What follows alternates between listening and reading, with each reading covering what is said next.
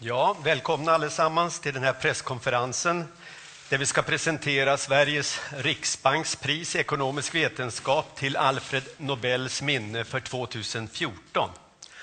Welcome to this press conference where we shall soon present the Sveriges Riksbank Prize in Economic Sciences in memory of Alfred Nobel for 2014. We will keep to our tradition and start in Swedish and then continue the presentation in English. And later on you are welcome to ask questions in either language. Ja, jag heter Staffan Normark, jag är ständig sekreterare här vid Kungliga Vetenskapsakademin. Och med mig här på podiet har jag professor Torsten Persson som är sekreterare i ekonomipriskommittén och professor Thomas Sjöström och professor Tore Ellingsen som är ordförande i ekonomipriskommittén vid Kungliga Vetenskapsakademin. Och de ska strax berätta om vad priset handlar. Ja, årets ekonomipris handlar om att tygla mäktiga företag. Kungliga Vetenskapsakademin har beslutat utdela Sveriges Riksbanks pris i ekonomisk vetenskap till Alfred Nobels minne år 2014 till professor Jean Tirole, University of Toulouse, Capitol, Frankrike. Och akademins motivering lyder för hans analys av marknadsmakt och reglering. This year's prize in economic sciences is about taming powerful firms. The Royal Swedish Academy of Sciences has decided to award the Sveriges Riksbank Prize in Economic Sciences in memory of Alfred Nobel 2014 to Professor Jean Tirole, Toulouse 1, Capitol University, France, for his analysis of market power and regulation. So Professor Tore Ellingsen will now give us a summary in English, please. Thank you, Staffan. Is this on? It's on, or should I put it on?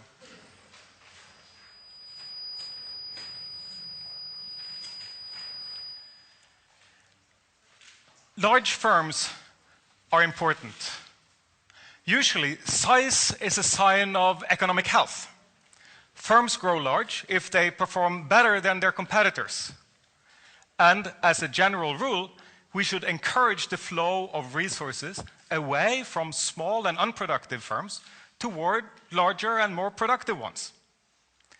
Only if our firms are productive can our wages and our living standards be high. But not all large firms are productive. In some cases, firms are large and influential because the production technology only leaves room for one firm, a monopoly. We would not want to have several different railway tracks between two cities. We would not want to have several sets of water pipes into our houses. And it's enough with one local electrical transmission network. These monopolies don't dominate the market because they're productive. So the first question is, in the absence of competition, how may we encourage such producers to be productive?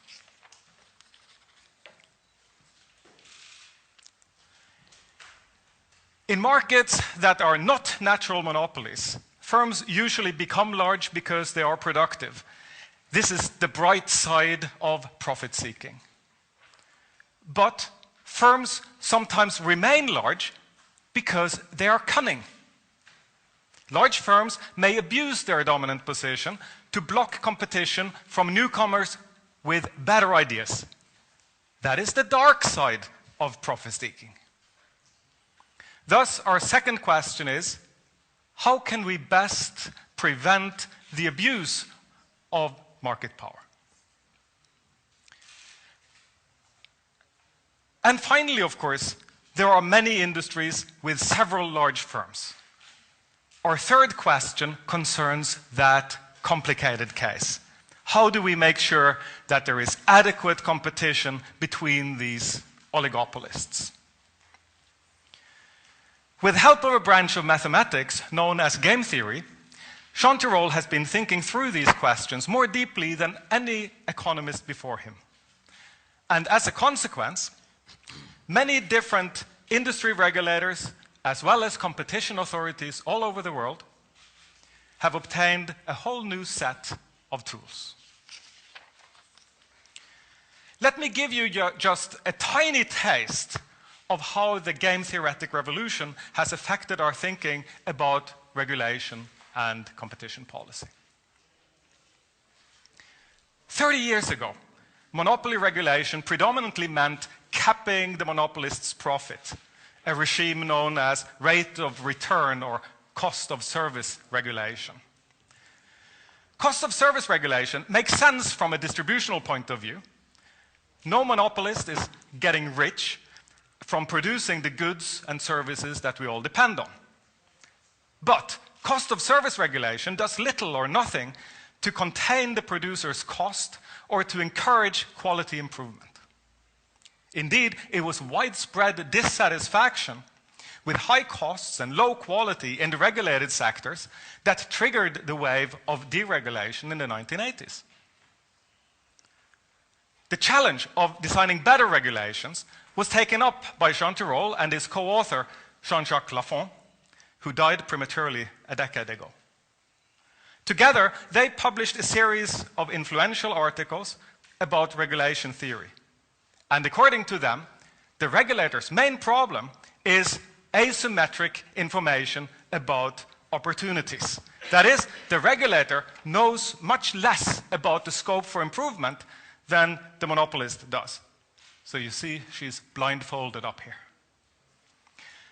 However, the right response is not to apply cost of service regulation everywhere. Instead, cost of service regulation should only be applied to those producers who claim to have little scope for improvement. Producers who claim that they can do better should be offered a share of the added value that they generate.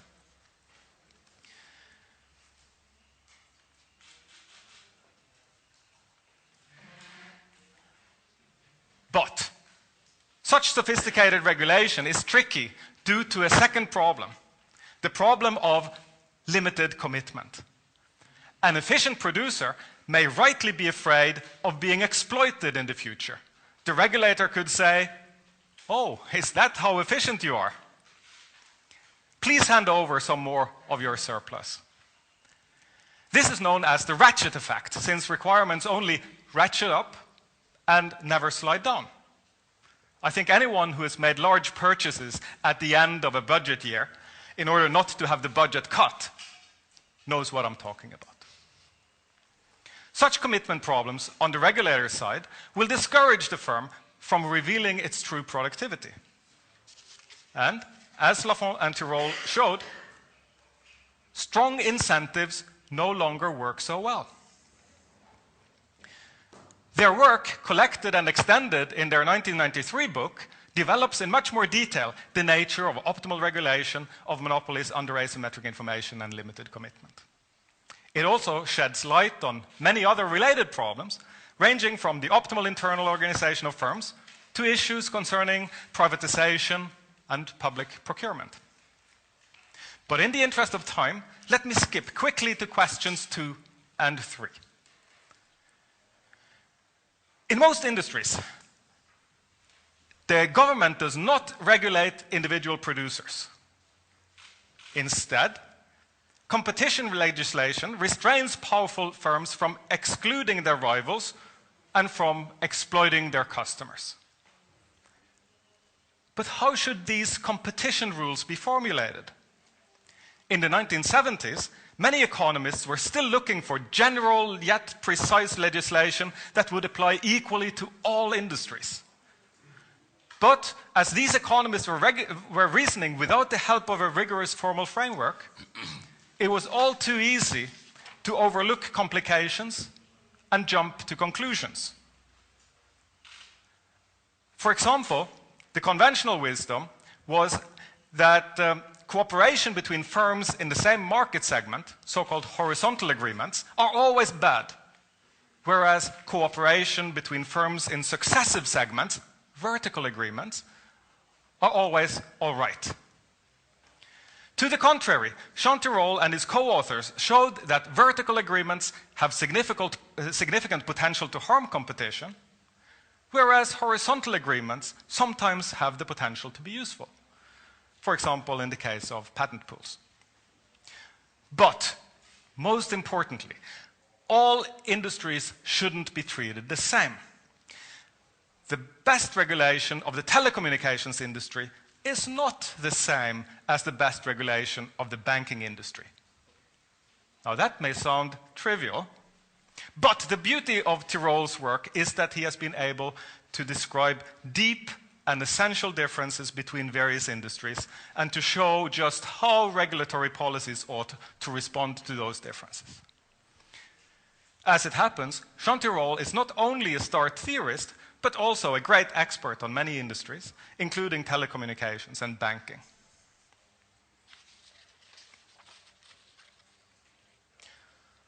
So, it is with great enthusiasm that the Royal Swedish Academy of Sciences has decided to honor the monumental contribution of one of our greatest living economists. Thank you so much. Thank you, Professor Ellingsen.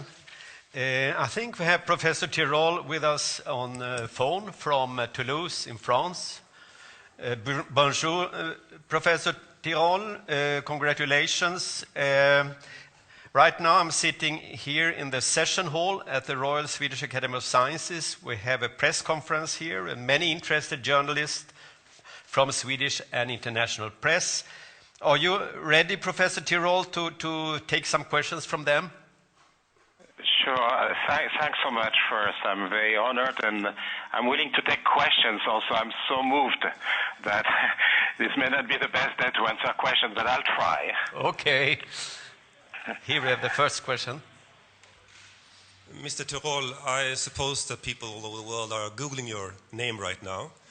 So I have a question that, can you answer how is the best way to prevent companies like Google to misuse their position? Well, we have been working on what's called two-sided market and try to understand how they will function and how to regulate them possibly. So two-sided markets are markets where you need to attract both sides of the market. So, for example, for Google, you need to attract what's called the eyeballs, so people who are going to go to the website, and the advertisers. And many such markets have these specificities, and any kind of platform, credit cards also, payment cards have this specificity. They must attract merchants and also cardholders and so on and so forth. What we have shown is actually that the antitrust economics of such markets are different from the standard markets. So, for example, often you have prices which are way below cost. Actually, if you think about Google, you as a customer, you get a very good deal. You actually get for free, and on top of that, you get all those services with email and search. By contrast, the advertisers are going to pay quite a lot.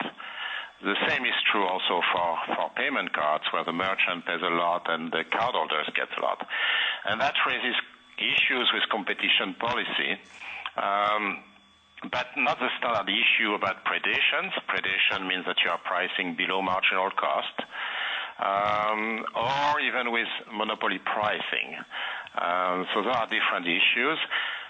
Now, it's clear that in such industries, by the way, you just tell me if I'm speaking too fast with emotion. It is clear that with such industries, the network externalities are very strong, so you have a tendency toward monopolization. Such monopolization is not dangerous as long as there is a possibility of entry. So having a temporary monopoly can be fine, but you need to have possible entry, what we call in industrial organization contestability, so that more dynamic firms can replace the incumbent firm. And the antitrust authorities have to be careful with that. But the message I want to send is that with those two-sided markets, the messages for competition policy are a bit different than the standard ones for one-sided markets, which we have been dealing with since the late 19th century. Okay. Thank you very much. Do we have some more questions to Professor Tirole? There. Hello, Professor. This is Yiming Fu from China's National Xinhua News Agency. First, congratulations to your achievement. And I would like you to give some brief comments on the banking industry. As for, given the current international situation in this economic crisis and recuperating, in the field of banking industry, what do you think the current authorities could learn or could draw on from your theory and apply them into practice and bring us back to normal? Thank you.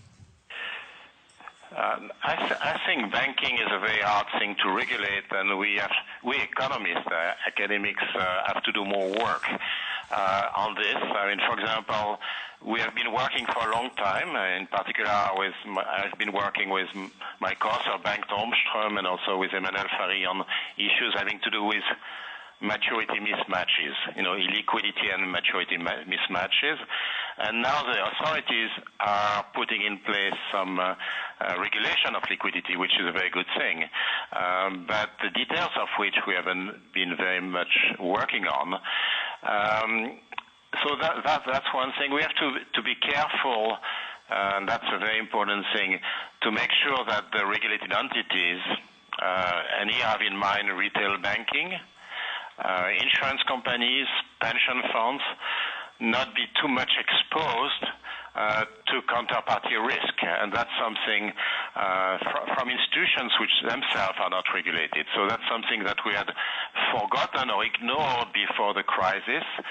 And that's why, for example, an institution like AIG, which was really an investment bank, had to be rescued, because otherwise there would have been turmoil in the markets because the counterparties would have been in trouble.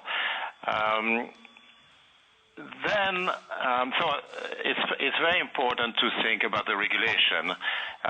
Regulation, and this is a theme that I've been developing with many other colleagues, of course, it's not only me, is a complex subject because it has to be light enough so that it doesn't kill entrepreneurship and gives rise to a lot of efficiency. But at the same time, you need to have a strong state which is going to enforce those regulations in an intelligent way. So it's a kind of difficult thing of having both light regulation, but at the same time some very integral regulation, which in particular is going to intervene early enough when a bank is doing wrong things. So it has to be very careful in its supervision. Okay, thank you very much. I think we have a final question there. Professor Tirole, once again, congratulations on your prize. My name is Jean Tirole from TV4. I have a question regarding monopolies and oligopolies. Usually when they're studied, you're looking at nation states, but in an increasingly globalized world, is research and also policies from, for example, the European Union keeping pace with increasingly globalized companies? That's correct. And what you see more and more, and I think is a good thing, is more and more joint work between competition authorities. So even so, the laws are not quite the same in the US and Europe, for example. There's a lot of collaboration between the Department of Justice, for example, or the FTC in the US, and the European Commission Competition Directorate. And that's very important. Earlier there was mention of Google, but there are lots of other entities which are now multinational. So it's very hard to regulate without coordinating, in a sense. So that's true for antitrust authorities. That's true also for banking. I mean, of course, because many banks now are global. I think it's a very good thing, for example, that in Europe there's a banking union in Europe. It's a very good thing. Now, we don't know how it's going to work exactly, but the idea of having a banking union is actually a superb idea because it really will create a level playing field in Europe, and also the regulators won't be the home regulators, which sometimes can be captured as well, and that will take out some of the political influence out of the regulatory process. But you are completely right. We need global instances, and I think we are moving toward that. Global authorities, we are moving toward that in the case of antitrust. We are not yet there for climate change, which is a real political prime more than economic one. But you're completely right, yes. Okay, thank you very much. So I think that's were the questions, and thank you very much, and looking forward to see you in Stockholm in December.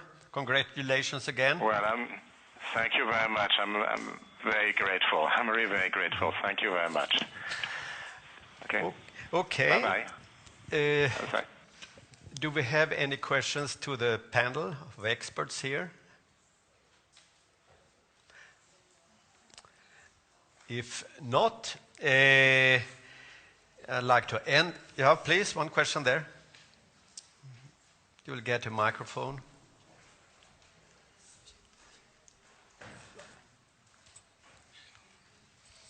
Det vore ju synd att ta chansen att ställa en fråga när vi nu faktiskt har det här. Varför är monopol och oligopol en så viktig fråga att belysa ekonomin? Man tycker ändå att det här har ju varit ett problem som har följt en marknadsekonomi under väldigt lång tid. Kan ni fördjupa kanske lite mer om vad det är som faktiskt i den praktiska världen gör Tirols forskning så viktig? Vem vill svara på det? So the question was why monopolies and oligopolies, they've been around for such a long time, so why give a prize to research on that topic now?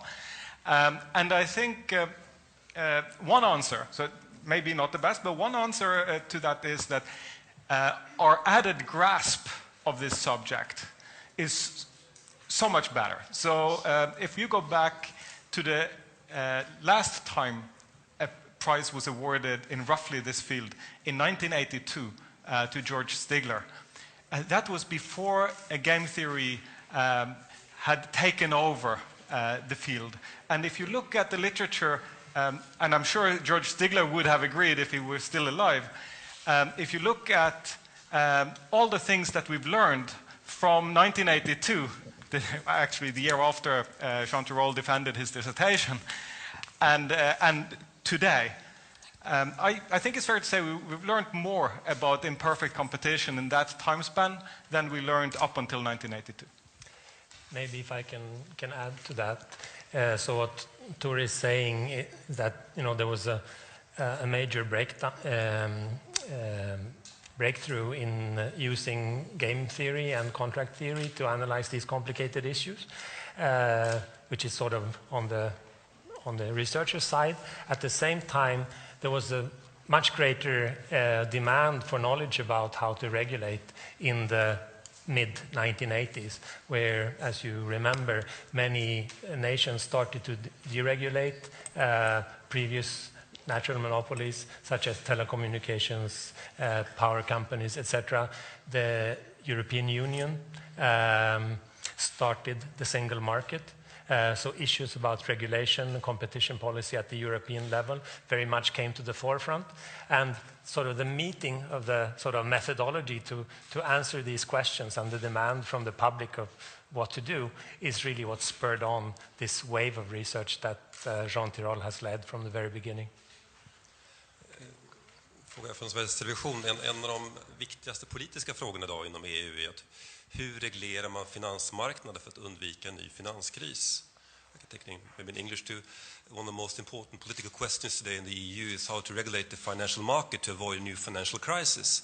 So my question is, in what way is this a political prize this time? I think not to a very large extent. I think that what Jean Tirole is doing is much more like engineering. So, of course, it's politicians who decide what bridges to be building and give priorities to trade-offs between, the size and the magnitude of the bridge and the safety and so on and so forth. So politicians will have to give economists their goals. But given those goals, regulation theory is well suited to work out what is the best regulation under those goals. I think, yes, I think to a relatively small degree is this a political prize.